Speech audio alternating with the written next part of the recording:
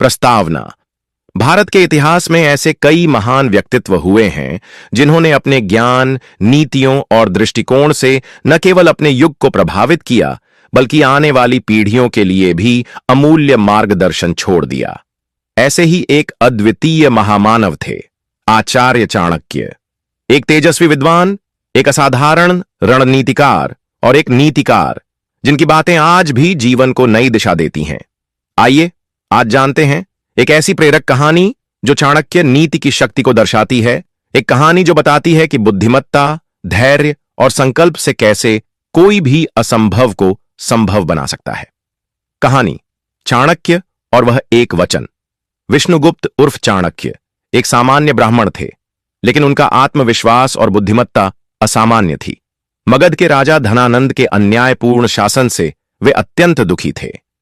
जब उन्होंने देखा कि राज्य की जनता पीड़ित है, न्याय का नामो निशान नहीं और राजा केवल विलासिता में लिप्त है, उन्होंने संकल्प लिया, मैं इस राज्य को एक ऐसे राजा को दूंगा जो धर्म और न्याय के मार्ग पर चले। यह कहना जितना आसान था, करना उतना ही कठिन। उनके पास न तो सेना थी, न धन, न कोई राजनीतिक शक्ति, लेकिन उनके पास था एक स्पष्ट लक्ष्य, अटूट संकल्प और अद्वितीय बुद्धि। एक दिन चाणक्य ने देखा कि एक बालक मिट्टी के हाथी बनाकर खेल रहा है। चाणक्य ने उससे पूछा, क्या कर रहे हो? बालक बोला, मैं एक सेना बना रहा हूं जिससे मैं एक दिन राजा बनूंगा। वह बालक था चंद्रगुप्त मौर्य।